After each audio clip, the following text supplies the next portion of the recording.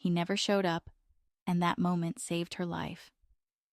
Maya Bennett sat alone at a small sidewalk cafe, her hands wrapped tightly around a cup of tea that had long gone cold.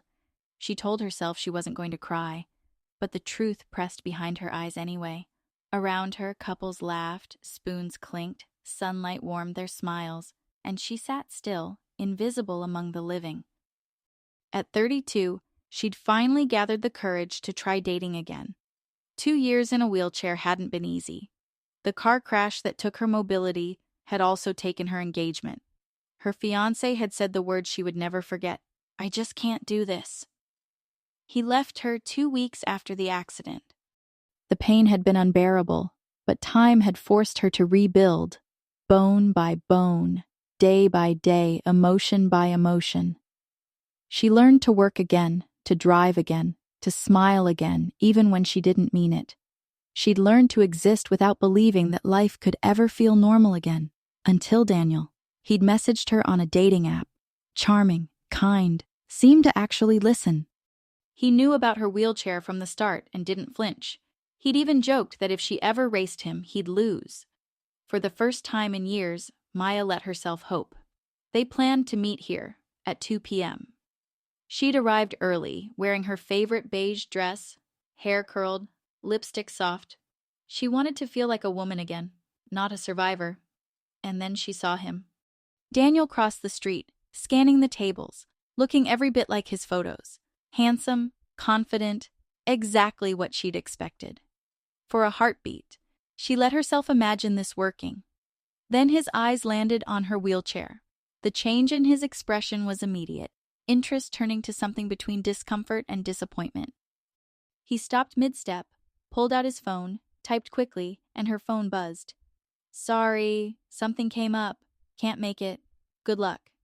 He didn't even have the decency to lie in person. Maya stared at the message until the words blurred. The tea in her cup trembled.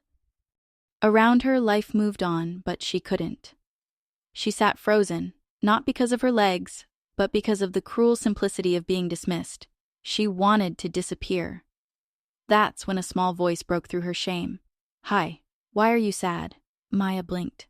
A tiny girl, maybe 3 years old, stood beside her, pigtails tied with red ribbons, holding a stuffed unicorn in one hand. Her eyes were impossibly blue, wide with innocence. Maya forced a smile. "I'm okay, sweetheart. Where's your mom or dad?"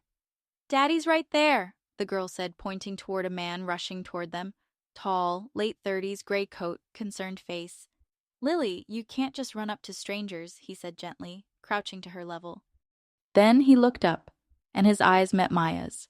He saw the tear tracks, the untouched drink, the wheelchair, and instead of pity, something else crossed his face. Warmth, understanding. "I'm so sorry," he said. "She tends to escape the second I blink." "She's fine," Maya said, smiling weakly. "She's lovely." Lily was still staring at the wheelchair. "Why do you have wheels?" she asked with the blunt curiosity only children possess. "Lily," the man scolded. "It's okay," Maya interrupted. She looked at the little girl. "I was in an accident, sweetheart. My legs don't work like they used to, so I use this special chair to help me go places." "Kind of like how your daddy drives a car instead of walking everywhere." Lily tilted her head, thinking hard, then nodded seriously. "Oh, that makes sense." Her father chuckled. "Well, that's one way to explain it. I'm Adrian Cole, by the way, and this troublemaker is Lily." "Maya," she said softly. Adrian ordered coffee for himself and juice for Lily.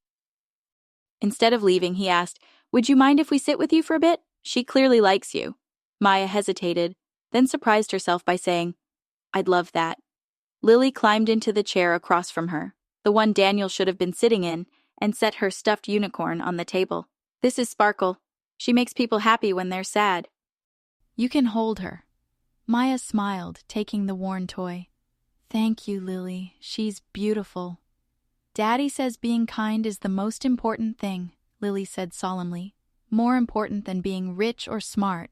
Adrian smiled at his daughter, eyes filled with affection. "She listens more than I expect sometimes." They talked, about little things at first. Maya learned that Adrian was a single father. His wife had passed away 3 years ago. He ran an investment firm but described it without ego. Mostly just helping rich people get richer, he said with a half smile. When he mentioned losing his wife, his voice softened. Dating after that, it's hard.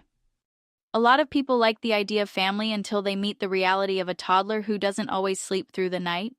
Maya listened, surprised by his honesty.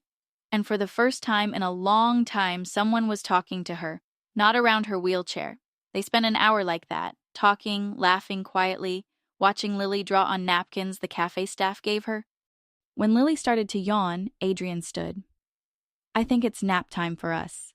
He looked at Maya. I know this is forward, but would you maybe like to grab coffee again sometime? Intentionally, I mean, as an actual plan. Maya blinked. You want to see me again? Very much, he said, if you're interested. She smiled, a real one this time. Coffee sounds lovely. Before leaving, Lily wrapped her arms around Maya's neck. You're not sad anymore, she said proudly. Sparkle's magic worked. Maya laughed. It really did. Coffee turned into lunch, lunch into dinners, dinners into weekends. Over the next few months, Adrian never treated her wheelchair as something to handle. He simply accepted it as part of her life. He asked practical questions about accessibility, about what made her comfortable.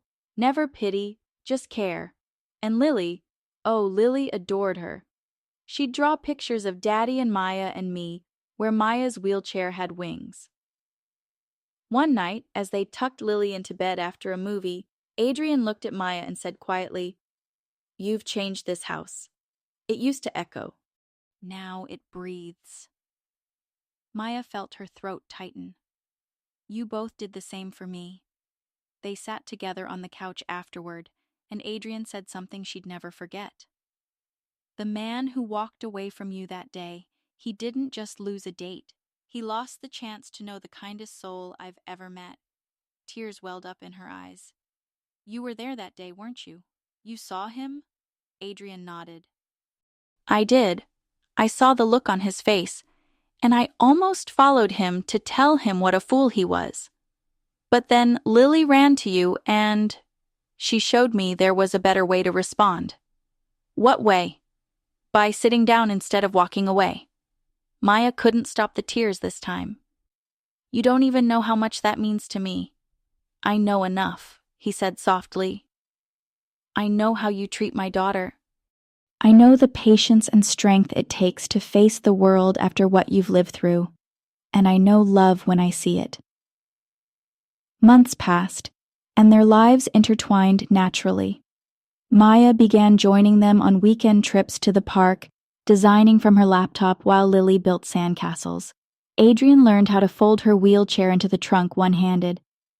He learned to listen, to ask, to be present. One afternoon, as autumn painted the park gold, Lily turned to Maya and said, Are you going to be my mommy? Maya smiled gently. That's up to your daddy and me to decide, sweetheart. I hope you are, Lily said, serious as always. I asked the universe for a mommy who really loves me, and then I found you sitting sad at the cafe. Maybe the universe sent you for both of us. That night, when Maya told Adrian what Lily had said, he went quiet. They were sitting on the couch. The movie paused, soft light glowing around them. She's not wrong, he said after a moment. I'd been searching for someone real. And then Lily ran to you that day, and I saw the way you spoke to her, even while your own heart was breaking. You didn't fake kindness. You were kindness. Maya laughed through her tears. You're saying you're glad I got stood up? I'm saying I'm grateful for everything that led me to that table. He reached for her hand. Maya, I love you. Not despite your wheelchair. Not because of pity. I love you because of who you are. Brave, creative, honest, and kind. You make Lily laugh. You make this house feel like home. Maya's tears slipped free, but this time they were happy ones. I love you too, both of you. You gave me back something I thought I'd lost forever, a family. Then marry us, Adrian said simply. Make Lily's wish come true. The proposal wasn't grand or staged. It was quiet, real, and perfect. She said yes through tears while Sparkle the unicorn watched from the bookshelf, the silent witness to the day everything began. Their wedding was small, filled with laughter and the soft hum of peace. Lily, dressed in white with ribbons in her hair, walked down the aisle carrying Sparkle in a tiny basket of petals. When the officiant asked if anyone objected, Lily raised her hand and said, "I object to anyone being mean to my mama ever again." The crowd erupted in laughter and tears. In his vows, Adrian said, "A foolish man saw your wheelchair and walked away from the most extraordinary woman he'll never know. His loss gave me the greatest gift, the chance to love you. You've taught Lily that kindness matters more than appearances, and you've taught me that strength isn't about standing tall, it's about standing true." Maya's vows were simple, but cut straight to the heart. I was left alone at a cafe, feeling invisible.